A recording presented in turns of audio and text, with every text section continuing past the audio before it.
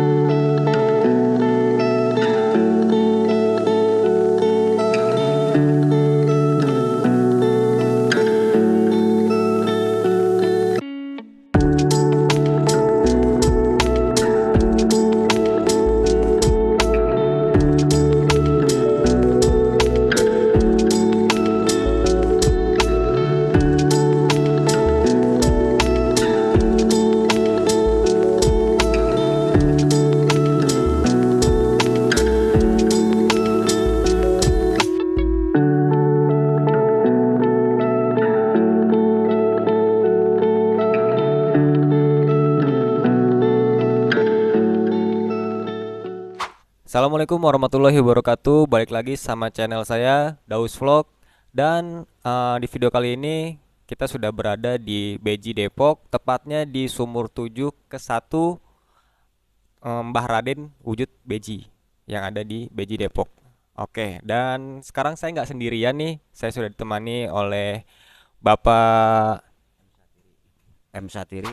Bapak M Satiri, selaku pengurus dan juga RT sekaligus RT ya, RT di Beji Depok ini. Nah, sekarang kita mau tanya-tanya nih. Kan yang kemarin kalian penasaran sebenarnya Sumur 7 dari Mbah Raden Wujud Beji itu sejarahnya seperti apa sih? Nah, kita akan kupas tuntas setelah intro satu ini.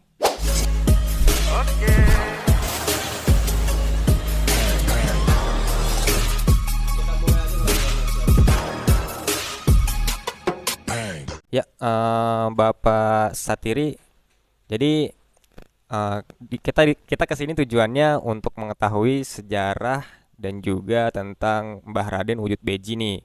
Nah, saya juga mau tahu juga tentang Sumur 7 ini. Jadi Sumur 7 ini sebenarnya apa dan juga mungkin ada khasiat atau apa yang bisa dijelaskan nih. Kita juga mau tahu dan penonton yang ada di YouTube juga mau tahu nih Pak. Oke, silahkan, monggo. Alhamdulillahirrabbilalamin. Assalamualaikum warahmatullahi wabarakatuh. Alhamdulillah, nama saya M Satiri. Saya generasi ketiga dari Siin bin Jaih. Saya pengurus tempat ini ya, bukan juru kunci, bukan kuncen ya. Saya pengurus tempat ini. Kalau mengenai siapa Mbah Raden Wujud Beji, mengenai kenapa terjadinya 7 sumur atau orang nyebutnya sumur 7, padahal 7 sumur Mbah Raden Wujud Beji. Nah, Mbah Raden Wujud Beji itu adalah seorang aulia, seorang penyebar agama Islam khususnya di Beji Depok. Nah, tapi ya, makam beliau ada 13 tempat di 13 provinsi, 13 wilayah. Nah, alhamdulillah udah saya jajaki semua. Nah, Mbah Raden Wujud Beji itu dulu aulia penyebar agama Islam dengan cara cocok tanam atau pertanian di sini. Karena di daerah saya ini dulu persawahan semua. Nah, Depok 1 itu dulu hutan. Sisanya cagar alam yang dia ada di Pitara, Kampung Baru itu. Itu sisanya. Nah, alhamdulillah dengan cara beliau bercocok tanam, beliau mengajarkan lah tuh makna-makna keislaman kepada para petani. Nah, itu belum terjadi 7 sumur, belum terjadi 7 sumur. Cara beliau menyebarkan agama Islamnya itu. Jadi terus saya beliau menyebarkan agama Islam. Nah, diujilah keimanan seorang petani dan seorang pekebun. Sebelumnya nih Pak, saya mau nanya nih Pak.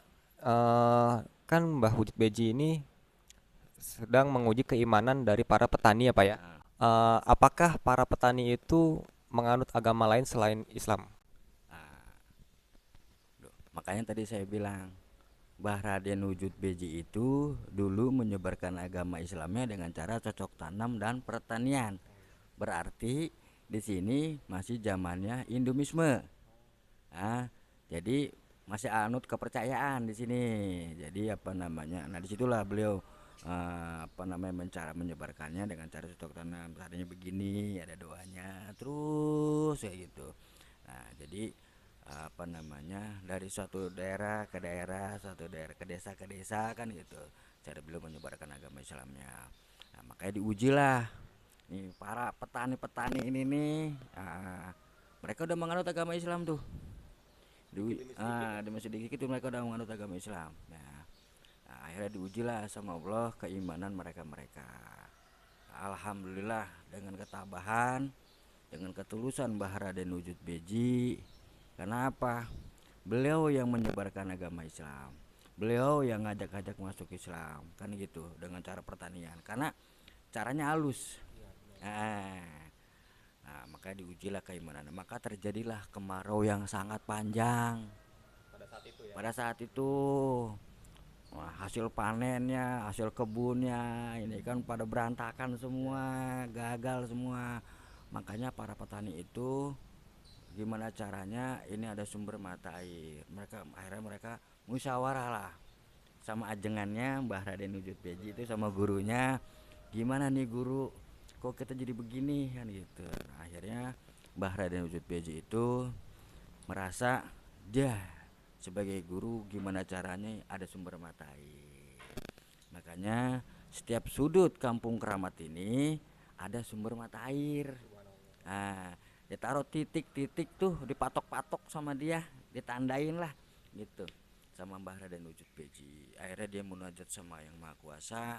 Maka disinilah sumur yang pertama mengeluarkan sumber mata air dengan izin Allah berbarengan dengan 6 sumur yang lainnya gitu. Jadi makanya terjadilah di sini disebutnya 7 sumur Mbah Raden Wujud Beji gitu. Oke, jadi seperti itu pengetahuannya dan sejarahnya tentang Mbah Raden Wujud Beji yang dengan terbentuknya 7 sumur ya, sumur 7 atau 7 sumur Pak? 7 sumur yang ada di Beji Depok ini teman-teman. Nah, saya juga ada yang mau saya tanya lagi nih Pak.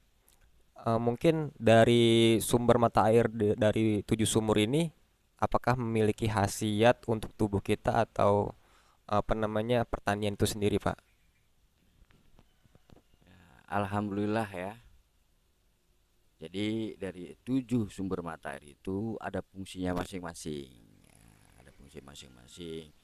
Nah, yang pertama di sini sumur 7 yang pertama disebutnya air karomah. Karena air ini setiap pagi, setiap siang, sore, malam airnya karena doa. Terus air ini pun sering dimanfaatin, dipakai, digunakan sama para ulama, ya para sesepuh, para tabib itu untuk pengobatan. Jadi di sini disebutnya air karoma, air yang setiap saat kena doa. Karena di pemandian ini ada doanya. Di 6 sumur nggak ada doanya. Karena hanya di sini yang kita taruh doanya yang di pertama itu. Kenapa? Kita untuk menghindari hal-hal yang di luar nalar kan gitu. Jadi apa namanya? Nah, di sumur ke-1 itu disebutnya air karoma. Nah, sumur kedua itu disebutnya air kejayaan. Dulu sumur itu dipakai mandi sama para pejuang-pejuang untuk mandi. Nah, banyak yang punya hajat situ, pengen jaya, pengen apa mandi di situ. Nah, sumur yang ketiga disebutnya air kehuripan atau pengasihan. Ah, karena dulu dipakai buat mandi juga di situ. Nah, keempat sumur perkara. Nah, dipakai dulu untuk tentara-tentara Indonesia kalau menghadapi masalah-masalah mereka pada mandi di situ dulu. Sumur kelima disebutnya air suci karena tempat wudhu. Itu nggak dipakai buat mandi tuh, buat wudhu dari dulu itu. Nah, 6 sama 7 disebutnya air anugerah. Kalau saya puter 7, 6, 5 buat nyuci, buat mandi, buat udu. Nah, tapi orang ada yang menyebutnya bapak, ibu, anak. Tapi kalau saya sendiri nyuci, mandi, udu. Karena persawahan di sini. Cuci baju dulu mu, ya. Udah cuci suruh jemur. Udah kering mandilah kamu di situ. Habis mandi pakai baju kita dijemur nih. Nah, habis mandi berudulah kamu di situ. Naiklah ke surau yang kita buat. Nah, dulu masing-masing tempat ini ada suraunya. Musola kecil, apa namanya? Jadi kayak balai-balean lah gitu. Nah, itu kenapa disebutnya tujuh sumur Mbah Raden Wujud Beji. Mbah Raden Wujud Beji disebutnya Padepokan Beringin Kurung Mbah Raden Wujud Beji. Kampung Keramat ini dikelilingin tujuh sumur. Ya. Masya Allah ya. Jadi apa namanya, kita sudah mengetahui dari sejarah tujuh sumur dan juga sejarahnya Mbah Beji. Nah, ada yang saya penasaran nih Pak. Tadi kan Bapak bilang Bapak generasi ketiga. Nah, itu generasi ketiga dari Mbah Raden Wujud Beji atau dari mana tuh Pak? Nah, saya lanjut. Saya cerita saya dulu sendiri cikal bakal kenapa saya bisa di sini. Nah, saya dapat amanat tahun 80. Tahun 80 saya dapat amanat ya. Dimimpiin selama 3 bulan sama Mbah Raden Wujud Biji. Dimimpiin ya. Tiap malam datang ke rumah saya tuh di malam mimpi. Setiap malam saya tidur. Main ke rumah saya. Main ke rumah saya. Selama 3 bulan. Tuh. Setelah 3 bulan saya main ke Patilasan. Patilasan. Dulu yang ngurus almarhum Kong Nakin. Nah, saya izin ke orang tua jam 10 malam, "Mak, Pak, saya izin, saya dipanggil Mbah Raden Wujud Beji, suruh main ke rumahnya. Mohon izin." Gitu. Orang tua berkata apa? Hati-hati salah langkah. Salah langkah itu maknanya banyak kan gitu. Alhamdulillah saya berjalan sampai Patilasan. Sebelum sampai Patilasan saya disambut sama angin badai. Gitu. Angin kencang, itu pohonan goyang semua. Saya mundur 2 langkah kagak ada angin. Saya maju lagi 3 langkah angin badai. Karena udah niat, udah izin, tabrak terus tuh. Karena sampailah ke Patilasan di atas. Sampai sana saya dimarahin sama Kong Nakin. Jangan saya baru sampai. Kong Nakin tuh almarhum, penjaga Patilasan dulunya. Penjaga Patilasan yang di atas. Tuh, udah lama lu ditungguin, baru nyampe kemari. Nah, lah saya baru datang kemarin, bingung nggak? Kan keder kan gitu. Kita datang aja kita nekat. Kan gitu. Sampai itu kita dimarahin saya. Udah dimarahin. Kong, saya baru nyampe, ngapa diomelin? Udah lama ditungguin di sini lu. No, masuk no. Udah ditungguin lu. Nah, saya bingung, siapa lagi nungguin saya? Akhirnya saya dituntun lah masuk ke ruang pusaka beliau. Di situ bingung saya. Di dalam ruang pusaka nggak ada orang, yang ada banyak-banyak pusaka. Lah kita bingung akhirnya dengan kebisaan apa adanya saya baca itu, ke saking kebingungan mau apa sih bos, saya dapat-dapatnya saya baca dah kan gitu. Karena bingung siapa yang nungguin saya di sini. Alhamdulillah dapat petunjuk dengan kategori macam banyak pertanyaan. Saya di situ ngomong kayak orang gila sendirian saya di situ kan gitu. Ada dapatlah amanah main ke rumah saya. Nah, main ke rumah sayanya itu main ke makam beliau. Terus saya main di situ. Akhirnya sampai saya bantu Kong Nakin mandiin pusaka, keliling 7 sumur kalau yang ada yang ziarah kan gitu. Jadi saya nggak bantu Kong Nakin waktu itu. Nah, akhirnya saya dapat perintah suruh di sini tolong lu urusin sumur yang ke 1. Siapa lagi yang ngomong nih? Ya, kita lagi anak doa. Sumur ke 1. Nggak ada orangnya ya? Nah, ya kalau ada orang mah kita kagak bingung kan gitu. Akhirnya saya minta petunjuk sama Allah, ya Allah kalau memang ini Mbah Raden Wujud Beji, tunjukin dengan kebesaranmu, dari syahadatnya, dari bismillahnya, dari mengucap salamnya. Saya pengen tahu ucap salamnya gimana kan gitu. Alhamdulillah dibuktiin sama beliau, karena saya menolak kemari.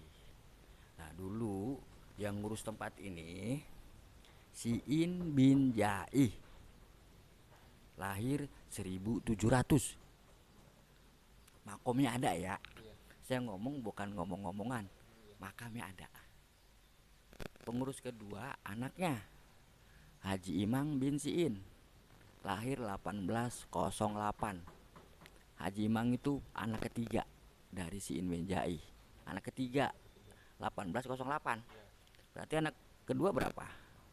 Anak yang pertama berapa umurnya? Lahirnya. Anak ketiga aja lahir 1808. Nah, Siin bin Jaih itu lahirnya 1700. Saya cucunya Haji Salim. Nah, dari dua anak itu, anaknya Siin bin Jaih ada 6. Dan yang kedua, yang ketiga Haji Imang yang ngurus tempat ini. Nah, terus Haji Salim. Saya cucunya Haji Salim. Cucunya Haji Salim saya. Ternyata ada kaitannya. Nah, ini nggak mau sama anak-anaknya Haji Imang. Termasuk Haji Imang pun nggak mau sama anak-anak keturunannya. Jadi anak-anak keturunannya orang-orang pinter semua. Ada kiai, ada ustadz, ada guru. Saya cucunya Haji Salim. Haji Salim punya anak guru ngaji semua. Ngaji di kampung-kampung gitu. Bayarnya pakai ini, pakai ubi, pakai pisang kan gitu. Zaman dahulu. Saya cucunya Haji Salim yang paling brengsek. Tukang mabok, tukang judi. Saya. Tapi Uyut Beji sama si In bin Jaih sama Haji Imang maunya sama saya. Itu. Padahal saya tukang mabok, tukang judi. Itu. Ya alhamdulillah lah. Saya berarti generasi ketiga dari Siin bin Jaih, Haji Imang bin Siin, M Satiri bin Haji Naman bin Haji Salim bin Haji Siin bin Jaih. Saya jadi generasi ketiga, bukan keturunan ketiga. Generasi ketiga. Jadi sini bukannya kuncen, bukan juru kunci, bukan keturunan ketiga. Saya generasi ketiga dari Siin bin Jaih. Ya, subhanallah ya. Sepanjang Bapak bercerita, kita nggak berhenti buat merinding. Dan alhamdulillah semenjak apa namanya tujuh sumur ini berdiri dan dijaga oleh beberapa generasi dan jadilah seperti ini lebih bagus ya.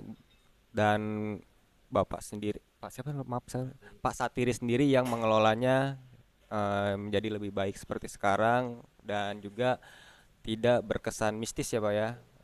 Dan saya juga apa namanya, biar teman-teman semua tahu nih Pak, pernah ada kejadian ya Pak ya di sini ya. Pernah ada kejadian tempat ini dijadikan apa namanya, disalahgunakan lah oleh orang atau oknum yang tidak bertanggung jawab. Mungkin Bapak bisa menjelaskan tapi jangan disebutkan siapa-siapa ya. Nah, alhamdulillah ya. Saya di sini generasi ketiga.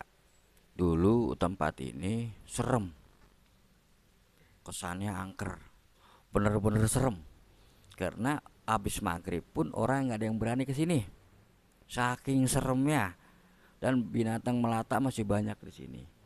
Kayak ular sanca banyak di sini. Karena waktu saya garap tempat ini, saya dapat banyak ular melata itu. Jadi bukan ular beneran ya, bukan ular jadi-jadian, ular beneran besar-besar kan gitu.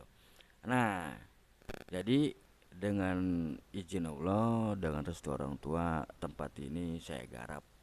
Saya undang masyarakat 110 orang tempat ini untuk ngerapin tempat ini.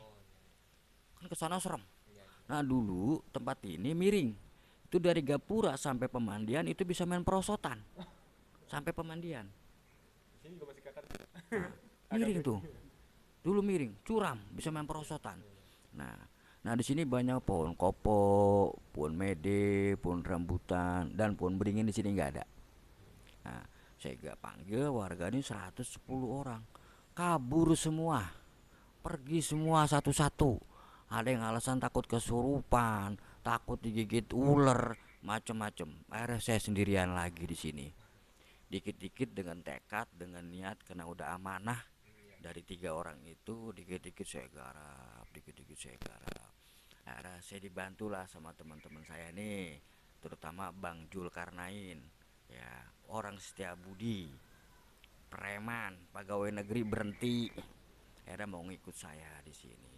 Selama 3 bulan saya bakar nih sampah-sampah di sini. Banyak tantangan, rintangan, hambatan di situ. Ya dibilang musyrik lah, nyembah setan lah, wah macem-macem situ. Tapi saya punya tekad, punya niat. Tar loh, kalau udah rapi tempat ini, lu pasti main kemari. Tuh, alhamdulillah, selagi saya garap, saya ketemu seorang kakek-kakek manusia, dikasih duit saya 3.500.000. Akhirnya saya beliin pasir, semen, batu kali, saya kumpulin di sini. Nah, akhirnya udah saya kumpulin, ada niat saya mau bikin pondasi tempat ini. Akhirnya hari Rabu, Kamis, Jumat saya gali pondasi sama Bang Julkarnain. Berdua tuh saya gali awalnya Rabu. Tapi sebelum saya gali tempat itu, bikin pondasi ya, saya tiap pagi saya ngomong, ya, minggir, ntar kalau kepacu jangan salahin saya. Sambil ngomel saya tuh, sambil ngomel. Pas di tengah-tengah ujung situ ada pun bambu 2, kering, kering ya, kering. Itu pun bambu kering, kalau kita goyang itu pasti roboh kan gitu, karena pendek. Tapi saya cabut, saya cangkul, kagak kena. Sampai saya manggil tukang beca, saya upain 200, kagak kena juga. Karena apa itu? Itu jalurnya pondasi. Akhirnya pas kita lagi bengong, dicabut gak kena, dicungkil gak kena. Akhirnya pas udah kecapean semua, kita cabut gini kena. Nah, akhirnya saya keliling tuh terus. Nah, hari Kamisnya saya ngucap lagi di situ, minggir ya, kalau kepacu jangan salahin saya. Tuh sambil bikin pondasi tuh. Nah, hari Jumat, Jumat pagi-pagi tuh sudah ngoceh, minggir, pokoknya kepacu jangan salahin saya, pokoknya minggir. Pas setengah jam 5 sore di ujung sini kepacu lah itu, serak. Itu belum ketahuan apa, saya udah marah-marah. Tuh kan kena, ya jangan salahin saya. Pas saya cabut keluar lah, keluar pendek pakai mahkota, ngobrol sama saya sampai perasaan takut, was-was gitu. Karena minta digeser dulu sama saya pangku, saya gemblok tuh, saya pindahin dulu. Tapi di situ berucap saya, nanti kalau udah rapi balik lagi, tapi jangan ganggu-ganggu saudara-saudara saya yang silaturahmi kemari.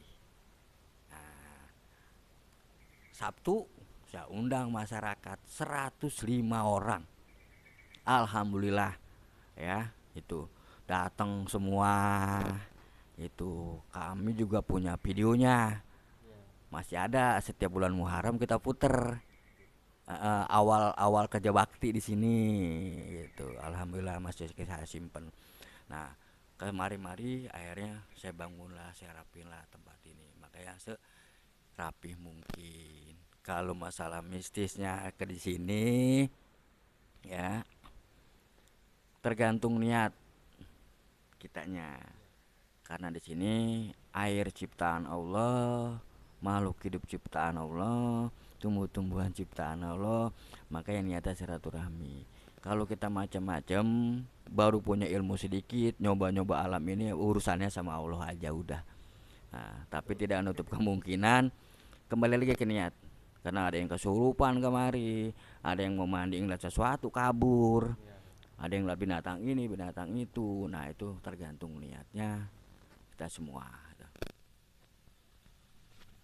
Oke, jadi seperti itu ya teman-teman ya. Jadi kemanapun kita melangkah, kemanapun kita datang, tempat baru, kita harus permisi dulu, salam.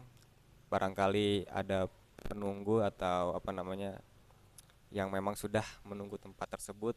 Jadi kita harus sopan di tempat itu dan jangan buang sampah sembarangan teman-teman ya. Itu yang paling penting.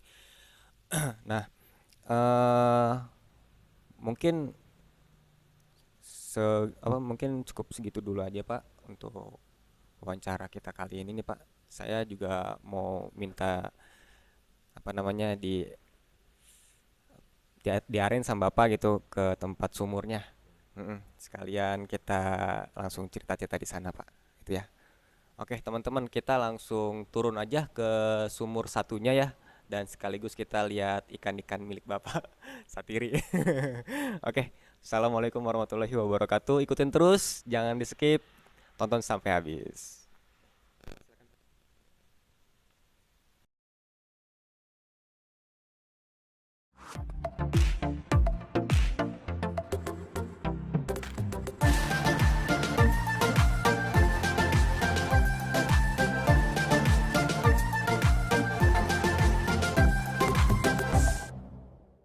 Di Google ya, wujud Mbah Bejinya tuh bener nggak sih gambarannya? Rata-rata di sini itu namanya YouTube belum pernah nangkep, gambarnya muka apa dandanan Wood Beji belum Iya pernah. makanya kurang percaya. Lo pernah. Nggak bawa tripod yang panjang lagi deh.